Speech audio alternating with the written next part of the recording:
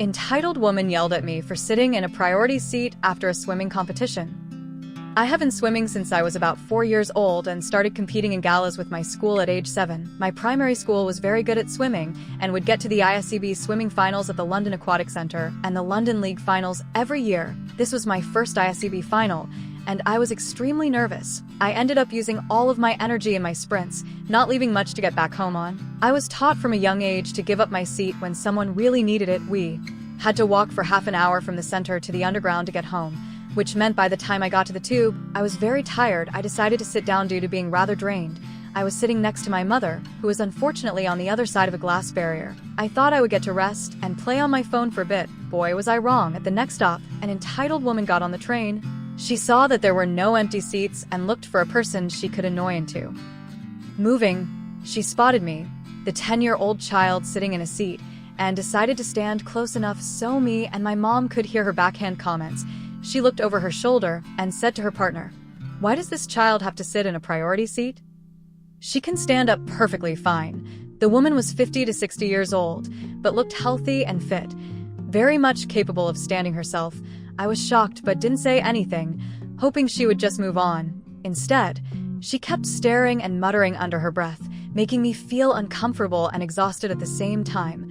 I wanted to explain that I had just finished a tiring competition and needed to rest, but I was too intimidated. The woman then loudly said, "Sitting down is illegal here, especially for someone who doesn't need it," drawing the attention of other passengers. Some looked at me sympathetically, while others seemed annoyed at the woman's rudeness. I felt humiliated and powerless, but I stayed seated, trying to ignore her. The train ride felt endless, and I was relieved when I finally got off at my stop. My mother comforted me and told me I did nothing wrong, but the incident stayed with me for days. After that exhausting train ride, I kept replaying the incident in my head, wondering why the woman had to be so rude and entitled. I knew I had every right to sit there, especially after such a physically demanding day, but her words made me question myself for a moment. My mother reminded me firmly that priority seats are for those who genuinely need them, and that includes people who are tired or recovering from strenuous activity, which I definitely was. I realized that entitlement often blinds people to the realities of other situations and makes them quick to judge without understanding. The next day at school, I told my friends about what happened, and they were all supportive and angry on my behalf. Some shared their own stories of entitlement and rudeness from strangers, which made me feel less alone. I also talked to my swimming coach, who praised me for handling the situation calmly and reminded me that my health and well-being come first. She encouraged me to keep standing up for myself, even if it's hard, and to remember that entitled people often project their own frustrations onto others. Over the following weeks, I noticed that I became more aware of entitlement in everyday life, whether it was someone cutting in line at the supermarket or parents demanding special treatment for their kids. I started to recognize the signs and felt more confident in calling it out or setting boundaries. It was empowering to know that I wasn't alone and that I could protect myself from being taken advantage of or disrespected. I also learned the importance of empathy, understanding that sometimes entitlement comes from stress or insecurity, though it never excuses bad behavior. My experience on the train taught me a valuable lesson about resilience and self-respect. I'm proud that I didn't give in to the woman's intimidation and that I stayed true to myself. It also showed me the importance of kindness and support from those around us, like my mother and coach, who helped me feel validated and strong. I hope sharing my story encourages others to stand firm in the face of entitlement and to remember that everyone deserves respect and compassion, no matter their age or situation. As time went on, I found myself encountering more situations where entitlement reared its ugly head, whether at school, in public places, or even within my own family. I noticed how some people expected special treatment or disregarded others' feelings and boundaries. It was frustrating, but I felt better equipped to handle these moments. Because of what I had learned from the train incident, I started speaking up more when I saw unfairness, politely but firmly, and sometimes that surprised people who weren't used to being challenged. One day, during a family gathering, my cousin's child threw a tantrum and demanded the biggest slice of cake. Ignoring everyone else waiting patiently, my aunt immediately gave in, saying the child deserved it because they were the youngest. I gently suggested that fairness was important and that everyone should get an equal share, which caused a bit of tension, but I stood my ground. explaining that entitlement like that can lead to bad habits and hurt feelings. It felt good to advocate for fairness and to help others see how entitlement can affect relationships. I also became more aware of how entitlement can sometimes come from a place of insecurity or stress, especially for parents or caregivers juggling many responsibilities. While this doesn't excuse rude or demanding behavior, it helped me approach conflicts with a bit more empathy. I tried to balance standing my ground with kindness, knowing that change is often slow and requires patience. This mindset helped me avoid getting caught up in endless arguments or resentment, and instead focus on constructive communication. Looking back, I'm grateful for the experience on the train because it sparked a journey of personal growth and awareness.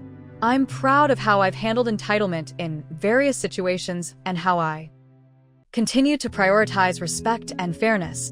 I hope my story inspires others to stand up for themselves and to foster kindness and understanding in their own lives. It's not always easy, but protecting your dignity and well-being is worth it. Since that experience, I have become much more confident in asserting my boundaries and standing up to entitlement when I see it. I've learned that kindness doesn't mean letting others walk all over you, and that it's okay to say no or to call out bad behavior respectfully. My relationships with family and friends have improved because I communicate openly about what I'm comfortable with and expect mutual respect. It hasn't always been easy, especially when dealing with people who are used to getting their way. But I've found that firmness combined with empathy goes a long way. I also try to be a role model for younger kids and peers, encouraging them to recognize entitlement and to stand up for themselves, whether it's at school, in social situations, or even online. I believe that teaching respect and fairness early can help reduce entitlement and create healthier communities. I'm passionate about spreading this message because I know firsthand how damaging entitlement can be and how empowering it is to set boundaries. Looking ahead, I'm excited to continue growing and learning and to build a life filled with respect, kindness, and understanding. I'm grateful for the support of my family, friends, and coaches who have helped me navigate these challenges, and I'm hopeful that by sharing my story, others will feel less alone and more empowered to protect their well-being. Life is too short to tolerate entitlement and disrespect, and standing up for yourself is one of the bravest and most important things you can do. Thank you for reading my story. I hope it encourages you to recognize entitlement when you see it and to respond in a way that protects your peace and dignity. Remember, you deserve respect and kindness. No matter your age or situation, keep standing strong and taking care of yourself. Reflecting on everything that has happened since that day on the train, I realize how much I've grown and how important it is to stand up for yourself even when it feels difficult. Entitlement can be exhausting and hurtful, but it doesn't have to define your experience or your relationships. I've learned that setting boundaries is an act of self-love and respect, not selfishness, and that kindness should never come at the cost of your own well-being. I'm proud of the strength I've found and the confidence I continue to build. I also understand now that sometimes people act entitled because they are struggling in ways we might not see. While this doesn't excuse bad behavior, it has helped me approach conflicts with a bit more patience and empathy. I hope that by sharing my story, others who face similar challenges feel empowered to protect their time and mental health without guilt. You deserve to be treated with respect and compassion, no matter what. Looking to the future, I'm excited to keep fostering healthy, respectful relationships and to continue standing firm in my boundaries. I'm grateful for the lessons learned and the support I've received, and I'm hopeful that my story will inspire others to do the same. Remember, you have the right to protect your peace, and sometimes the hardest battles lead to the most meaningful growth. Keep standing strong and taking care of yourself. You're worth it.